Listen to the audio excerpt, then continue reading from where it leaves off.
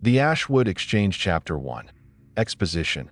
The notice the air in Boise, Idaho, was heavy with the scent of pine and dust, a late August evening in 2024 that clung to the skin like a second shirt. I'm Clara Vance, and I was sitting in my own '9 Toyota Corolla, parked under a flickering street lamp on the edge of downtown. The engine ticked softly, cooling from the drive, while my phone glowed on the dashboard. An email from the city archives. Subject line: position terminated. Budget cuts, they said. My job as a night curator at the Boise Historical Society, sorting through faded letters and crumbling maps, gone. I was 34, with a master's in archival studies and a knack for working when the world slept. Now, I was out of options, my savings as thin as the paper I cataloged that I leaned back, the seat creaking, and stared at the skyline. Boise's modest towers glittered faintly, dwarfed by the dark silhouette of the Boise foothills. My apartment lease was up in 2 weeks, and the thought of moving back to my parents' farm in Nebraska felt like swallowing glass. Then my phone buzzed again, a text from Aunt Ruth, who'd passed last spring. "Check the glove box, Clara. You'll know what to do." It wasn't from her, of course. Her number had been disconnected months ago. My pulse quickened as I popped the glove box open. Inside was a folded note, handwritten in her looping script. Ashwood Exchange, 11 p.m. tonight. Tell no one. Below it, a brass key, heavy and cold, with no explanation. I glanced at the time, 10:32 p.m. I didn't question it. I started the car. Chapter 2. Rising Action. The directions on the note were precise. A left at the old mill, a right past the abandoned grain silo, then a dirt road snaking into the foothills. I'd lived in Boise my whole life, but I'd never heard of the Ashwood Exchange. The road twisted through sagebrush and juniper, my headlights catching the glint of a coyote's eyes before it vanished. At 10:58 p.m., the trees parted, revealing a structure that didn't belong, a sandstone building with arched windows and a clock tower that loomed like a sentinel. Its lamp posts glowed with a soft, amber light, and the air smelled faintly of ozone, like after a storm. That I parked in an empty lot, the gravel crunching under my tires. A man waited at the entrance, tall and gaunt, his gray suit immaculate despite the dust. His eyes, sharp and reflective like polished quartz, fixed on me. "Clara Vance?" he asked, his voice low and deliberate. I nodded, clutching the key. "I'm Mr. Harrow," he said, checking a silver pocket watch. "You're punctual. Good." He unlocked the heavy doors with a key matching mine, revealing a cavernous hall. Marble floors stretched beneath vaulted ceilings, their intricate moldings carved with symbols I couldn't place. Wooden benches gleamed, and a massive clock ticked steadily, its pendulum a slow heartbeat. "Welcome to the Ashwood Exchange," Harrow said. "Your aunt spoke highly of your resilience." Chapter 3. Rising Action.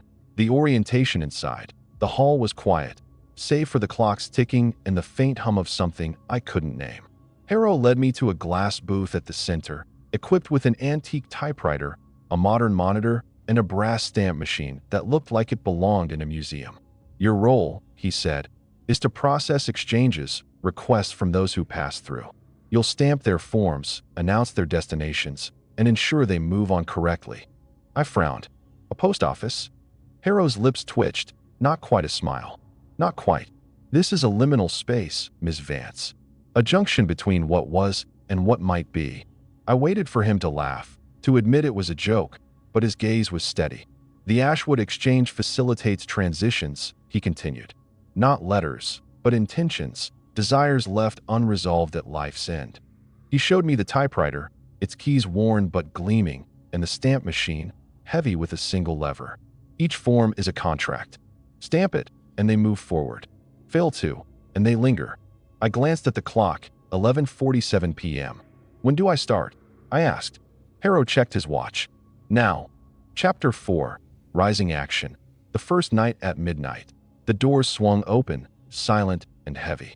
They came in a procession, their steps soft against the marble. Men in faded flannel, women in dresses from decades past, a child in a newsboy cap. Their skin was pale, almost translucent, and each held a cream-colored form, folded neatly. They didn't speak, just lined up at my booth, their eyes distant but expectant.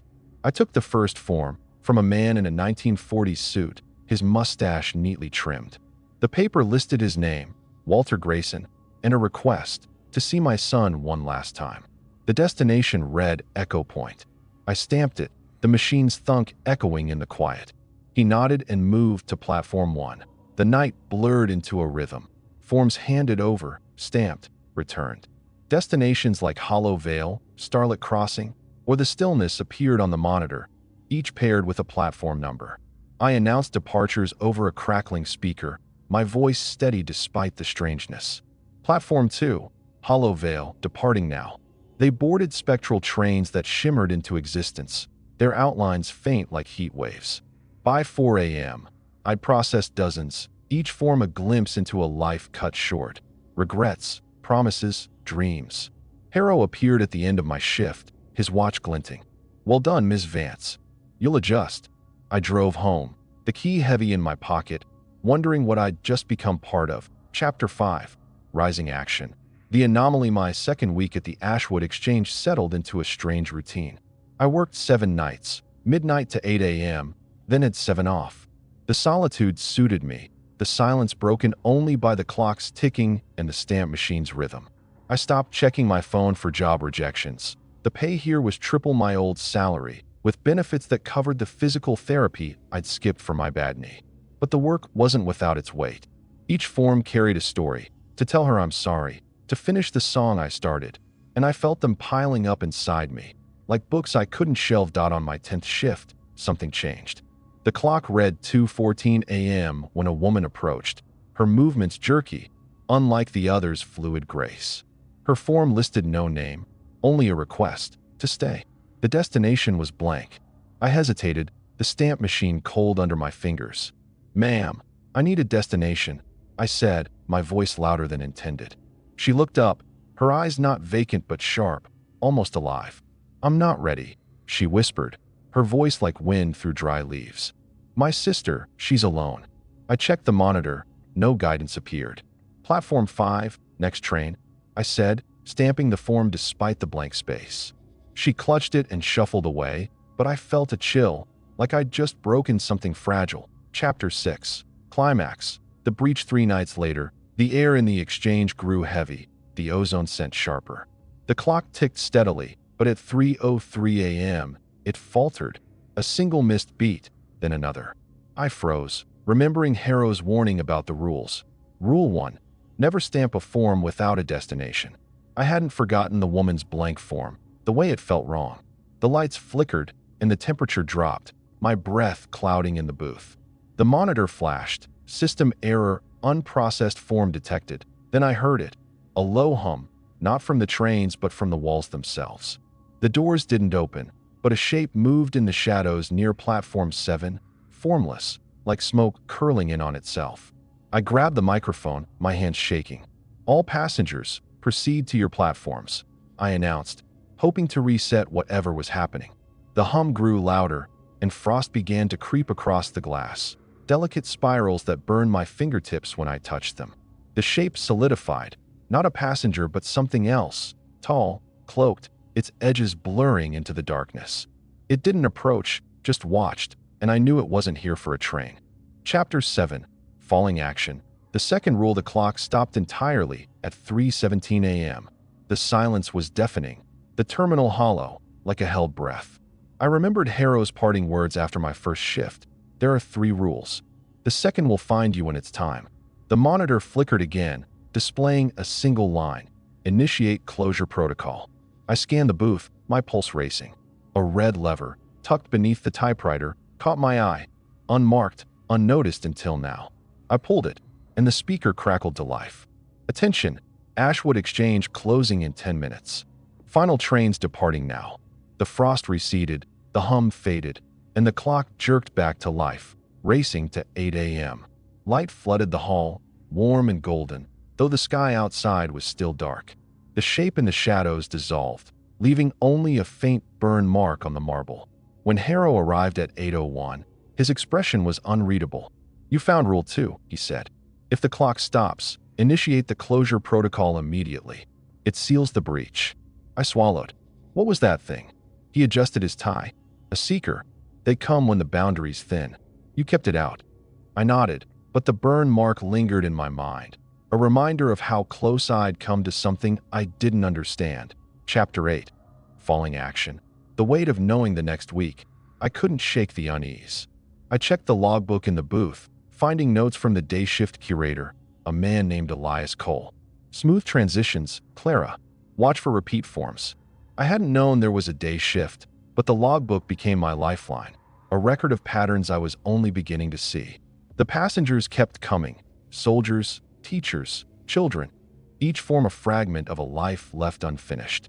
But I watched for anomalies now, my fingers lingering on the stamp machine, wary of another blank form. One night, a man in a tattered coat handed me a form requesting to undo my mistake. The destination was the Fold, a place I'd seen only once before, for someone who died in a fire they'd caused. I stamped it, but his eyes lingered on me, not vacant but pleading. I didn't mean it, he whispered. I pointed to platform 3, my throat tight. After he boarded, I found a note in the logbook. The Fold is heavy, Clara. Be careful with those. I didn't sleep that day, the weight of his words pressing against me like the frost had. Chapter 9. Falling action. The third roulette month into the job, I received an envelope in my car, cream-colored, with my name in Harrow's script. Inside was a note. Final evaluation. 4:44 a.m. All rules apply. My stomach dropped. The third rule hadn't been revealed, but I knew it was coming. That night, the terminal felt different, brighter, sharper, the air electric. Passengers moved as usual, but at 4:30 a.m., a new figure appeared, not from the doors but from platform 9, a platform I'd never seen used. They wore a conductor's uniform, their face hidden by a cap's shadow, but the air around them shimmered like a mirage. The passengers for the 4:44 train were different, vibrant, almost solid, their forms edged with a faint glow. Each form bore a symbol, a crescent moon. The final passenger, a woman in a modern jacket, handed me a form with a black border, destination return. My heart raced. Rule 1 echoed in my mind. Never stamp a form without a destination. But return wasn't a place, it was a violation. I've been here before, she said, her voice clear, alive. Stamp it. The conductor stepped closer, their presence heavy, and I felt the air tighten. I slid the form back. No returns, I said. Rule 3, never stamp a form marked return. The woman hissed, her form flickering, and the conductor's shadow seemed to nod. The clock struck 4:44, and a train roared in, its sound like breaking glass. The woman vanished, her form unraveling, and the conductor boarded last, their cap tilting slightly in my direction. The train dissolved, leaving only silence. Chapter 10. Resolution. The keeper's bird in Harrow appeared at 8 a.m., his watch glinting. You've passed, Miss Vance, he said. You're the keeper of the Ashwood Exchange now. He handed me a pocket watch, its face etched with phases of the moon and symbols I couldn't read. Your aunt chose you for this. The exchange needs someone who can bear its weight. I clutched the watch, its warmth grounding me. Those passengers at 4:44, they weren't dead, were they? Harrow's eyes flickered, not in the usual sense. They're wanderers, slipping through time's cracks. The exchange sorts them, and you keep the balance. I drove home as dawn broke over Boise, the foothills steady against the sky. My apartment felt small now, too bright, too ordinary. I opened the logbook later, finding Elias's latest note. You're one of us now, Clara.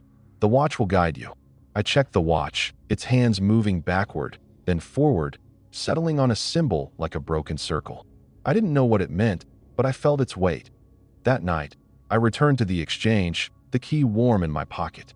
The clock ticked steadily, and the passengers came, their forms a quiet procession. I stamped, announced, and watched them board, knowing I was no longer just Clara Vance. I was the keeper, standing at the edge of time's ocean, holding the boundaries between what was and what might be. The rules, never stamp without a destination, close the breach if the clock stops, never allow a return, were my compass now. And as the 4:44 train loomed in my future, I knew I'd face it again, eyes down, ready to keep the balance. Conclusion. The keeper's anchor, the Boise skyline, shimmered faintly in the pre-dawn light, a scattering of stars mirrored in the glass towers downtown. It was late September 2024, and the air carried the first bite of autumn, sharp enough to sting my cheeks as I stood on my apartment balcony, the new pocket watch heavy in my hand. I'm Clara Vance, the keeper of the Ashwood Exchange, a title that still felt like a borrowed coat. Too big, too heavy, but undeniably mine. The watch's face glowed faintly, its symbols shifting under my gaze: a crescent moon, a broken circle, a line that curved like a river. I didn't understand them yet, but they moved with purpose, as if counting something other than time. Below, the city stirred, unaware of the place I'd come from, the place I'd returned to tonight. The past month at the Ashwood Exchange had changed me in ways I couldn't name. The terminal's marble halls, its ticking clock, the spectral trains that came and went without sound, they'd become my world. I'd traded the quiet of old books for the weight of unresolved intentions. Each form I stamped a thread in a tapestry I was only beginning to see.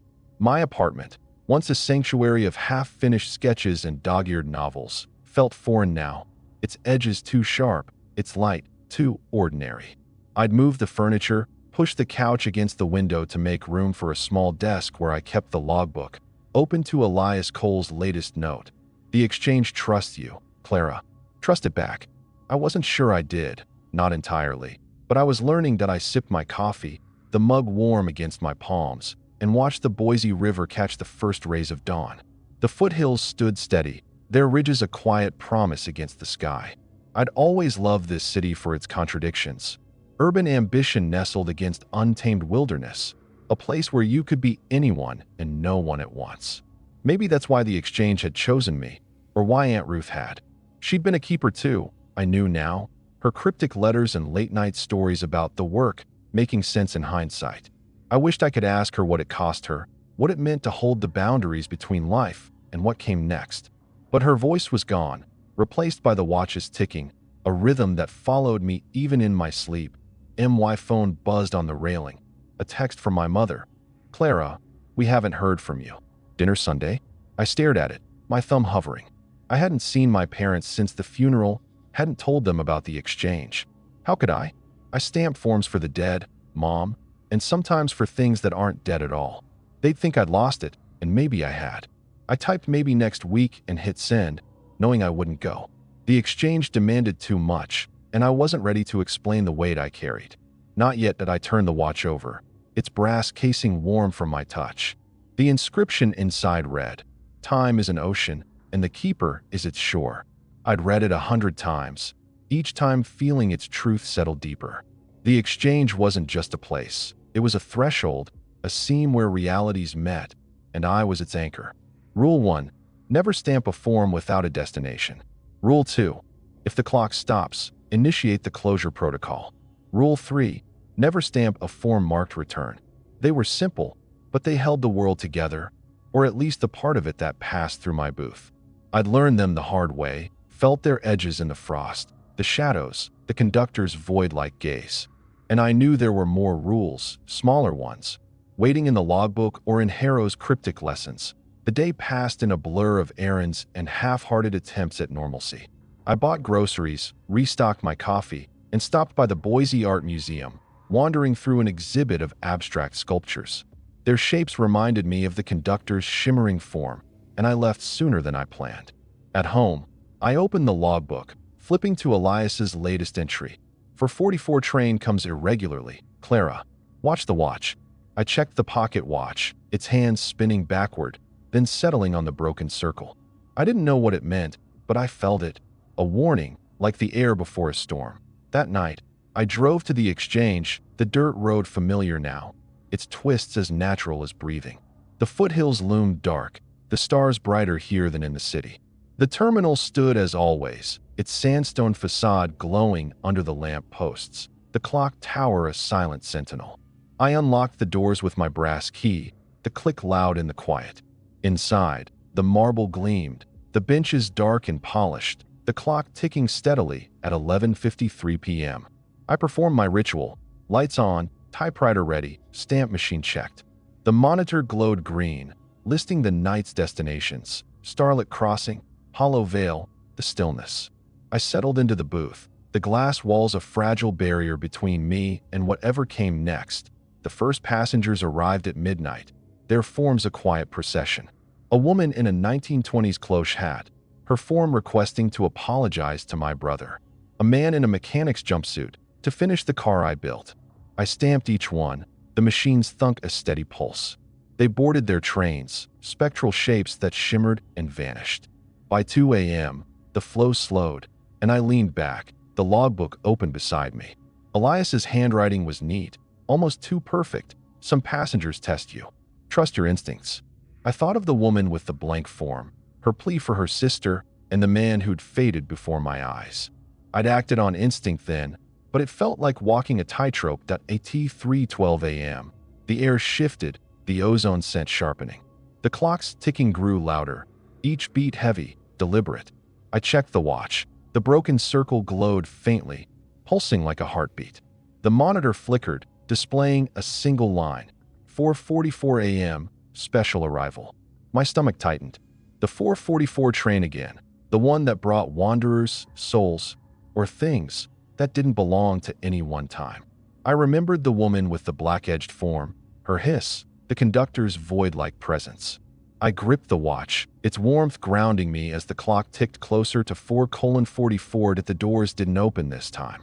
Instead, Platform 9 glowed, a faint shimmer spreading across the marble. Passengers appeared, not from the entrance but from the platform itself, stepping out of the air like they'd been there all along. Their forms were vibrant, almost solid, their eyes sharp with something like life. Each held a form with the crescent moon symbol, their request strange, to rewrite my choice, to see what could have been. I stamped them carefully, my hands steady despite the growing pressure in the air. The conductor appeared last, their cap low, their form a swirl of light and shadow. I kept my eyes on the forms, Rule 3 burning in my mind. Never stamp a form marked return. The final passenger was different. A man, young, maybe 20, in jeans and a hoodie that looked too new, too perfect. His form was edged in black, the word return scrawled in sharp ink. "I need to go back," he said, his voice clear, almost commanding. I wasn't finished. I slid the form back. "No returns," I said, my voice firmer than I felt. "The rules don't allow it." He leaned closer, his eyes not vacant but burning. "You don't understand. I can change it. I can fix everything." The conductor stepped forward, their presence a weight that pressed against my chest. The air crackled, and frost began to form on the glass, spiraling like a warning. That I glanced at the watch. The broken circle pulsed faster now. "You can't change what's done," I said, meeting his gaze for a moment before looking away. "Take the next train." He laughed, a sound like breaking ice. "You're new, keeper. The rules bend, if you know how."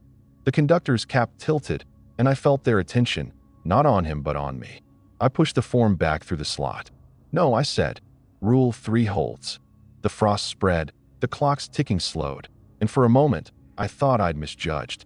Then the train roared in, its sound a low growl, and the man's form flickered, unraveling like smoke. He vanished, his laughter echoing faintly as the conductor boarded last. Their nod almost imperceptible. The terminal returned to silence, the frost gone. The clock steady at 4:45 a.m. Harrow appeared, his suit pristine, his watch glinting. "You held the line," he said, his voice softer than usual. "Not everyone does." I exhaled, my hands still trembling. What was he? Harrow adjusted his tie. A wanderer who thought he could cheat time. They try sometimes. The exchange doesn't allow it. I nodded, the watch warm in my pocket. "And the conductor?" Harrow's eyes flickered. "A necessary shadow. They ensure the balance, but they're not your ally. Keep Rule 3 close." I drove home as dawn broke, the foothills a quiet anchor against the sky. My apartment felt smaller, the logbook heavier on my desk. I opened it, finding Elias's latest note. "You saw the conductor and lived, Clara. You're the keeper now, truly." I checked the watch, its symbols shifting again, a new one emerging, a spiral, like the frost patterns. I didn't know its meaning, but I felt its weight, like the key, the rules, the exchange itself. The days that followed were strange. I started running along the Boise River, the rhythm of my steps matching the clock's ticking. I painted again, my canvases filled with shapes that echoed the terminal. Arches, shadows, trains that dissolved into light. I met Elias once, by chance, at a coffee shop downtown. He was older than I'd expected, his eyes kind but tired. It gets heavier, he said, stirring his coffee. But it's worth it. I nodded, the watch in my pocket a quiet reminder.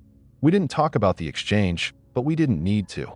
We were keepers, bound by the same rules, the same ocean. My mother called again, her voice softer this time.